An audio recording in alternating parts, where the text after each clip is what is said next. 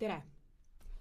Olen Tartu Ülikooli spordi- ja soorituspsühholoogia õppejõud Aave Hannus ja kutsun avastama spordi, sooritus- ja liikumispsühholoogia põnevat maailma.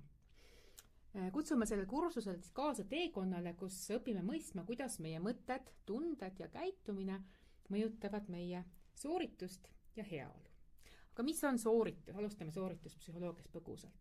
Sooritus on mingi eesmärgi saavutamise suunatud tegevus sellistes olukordades, millel on tegutseja enda jaoks tajutatud oluline tagajärg ja mis enamasti tuleb ära teha mingi piiratud aja jooksul. Seega on sooritus nii 400 meetri jooksmine kui matemaatika ülesande lahendamine, kirjandi kirjutamine, laulu esitamine, igasugune õpitud oskuste sooritamine, ka näiteks avalik esinemine või läbirääkimiste pidamine on sooritused. Soorituspsühholoogia selgitab, et millistest vaimsetest teguritest sõltub inimese sooritus ja millised on siis selle soorituse õnnestumise või ebaõnnestumise tagajärjed heaolule ja vaimsele tervisele. Mõnikord me tajume sooritust nagu põnevust tekitavana, teinekord hoopis ärevust tekitavana ja sellel kursusel õpimegi, et miks see nii on ja kuidas sooritustega paremini hakkama saada. Soorituspsühholoogia on eriti oluline sellistes olukordades, mis nõuavad suurepärast liigutuste sooritamist, soorituskunstid, kirurgia, pääste, militaaroperatsioonid, nii edasi. Ja samuti nende elukutsete puhul, kus siis sooritus sõltub terve meeskonna koostööst ja meeskonna liikmete motivatsioonist. Aga väga suur hulk soorituspsühholoogia teadmisi on saadud spordist ja täpsemalt spordipsühholoogiast. Spordipsühholoogia uurib vaimsete tegurite ja sportliku soorituse vahelisi seoseid, seda, et kuidas võimalikult head sportlikku sooritust teha ja milline on spordi mõju inimeste heaolule. Lihtsamalt öeldes aitab siis spordipsühholoogia sportlastele oma pea õigesti tööle panna niimoodi, et vaimsed oskused toetaksid füüsilist pingutust. Ja põhimõtteliselt kõik see, mida me spordipsühholoogiast teame, on kasutatav kõikideks teisteks sooritusteks valmistumiseks ja hea soorituse tegemiseks. Ja see kursus avabki siis uksed mõistmaks, kuidas meie mõistus ja keha koostööd teevad, et parimaid tulemusi saavutada nii spordiväljakul kui ka igapäevaelus. Nüüd liikumispsühholoogia on osa tervisepsühholoogiast, mis keskendub sellele, et kuidas psühholoogsed tegurid aitavad inimestel olla kehaliselt aktiivsed ja püsivalt tegeleda tervist edendava liikumisega, kõikvõimalike sportmängudega, vaba aja tegevustega, regulaarse treeninguga. Liikumispsühholoogia otsib vastuseid küsimustele, et kuidas motiveerida inimesi rohkem liikuma ja aktiivsest eluviisist päriselt rõõmu tundma.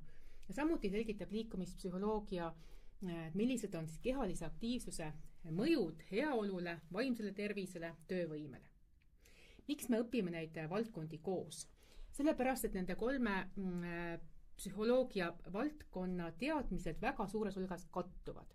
Ühes pärit teadmisi saab kasutada teises vallas ja kokku nad annavadki sellise tervikarusaama sellest, kuidas tähelepanu, liigutuste juhtimine, õppimine, otsuste vastuvõtmine, pinge, emotsioonide kontrollimine, enesekindlus, motivatsioon, meeskonna töö, eestvedamine, meie sooritusi ja heaolu mõjutavad ja kuidas neid juhtida. Mida sellelt kursuselt võiks oodata?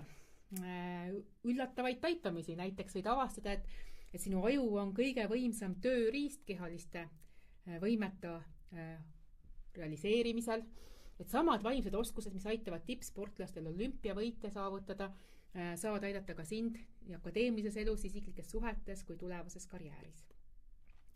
Saad teada, et enda vaimsete oskuste treenimine võib ka sinul aidata muuta oma elu väljaspool spordiplatsi, et tippu jõudmine ei sõltu ainult andekusest, vaid väga suurel määral tegelikult vaimsest paindlikkusest. Õpid, kuidas seada tõhusaid eesmärke, tulla toime stressiga, suurendada enesekindlust, arendada oma vaimset vastupidavust. Ja võib-olla kõige põnevam ongi see, et kursuselt saadud teadmisi saad siis kohe rakendada oma igapäevaelus, olgu selleks siis spordisooritus, õppimine või mõni avalik esinemine. Kes selliseid teadmisi kasutada saavad? Sisuliselt kõik. Et see valdkond pakub teadmisi ja oskusi nii eakatele, lastele, tippsportlastele, harrastussportlastele, puuetega inimestele, treeneritele, õpetajatele, liikumisjuhendajatele, interpreetidele, artistidele, näitlejatele, päästjatele, kaitseväelastele, meditsiinitöötajatele, kõigile. Ta ole valmis avastusretkeks iseenda vaimsesse ja füüsilisse maailma. See valikaine moodul koosneb 3 kursusest psühholoogia harrastuses autospordis, soorituspsühholoogia talendi ja esinemiskindluse arendamisel ja liikumispsühholoogia heaolu toetamisel. Iga kursus koosneb omakorda iseseisvast õppimisest ja töötubadest. Iseseisev töö on igal kursusel jagatud 10 teemaks. Igal kursusel seega 12,2 tundi iseseisvat tööd. Iseseisev õppimine koosneb videoloengutest, näidete uurimisest, enesetestidest ja enesejälgimise ülesannetest. Ja igal kursusel on ette nähtud ka 4 juhendajaga töötuba. Iga töötuba kestab 2 korda 70 minutit ehk iga 140 minutilist töötuba. Ja töötubades lahendatakse ja analüüsitakse 4-5 liikmestes meeskondades ülesandeid, arutatakse sõlmküsimusi ja näiteid. Vaatamegi põgusalt nendesse kursustesse sisse ka.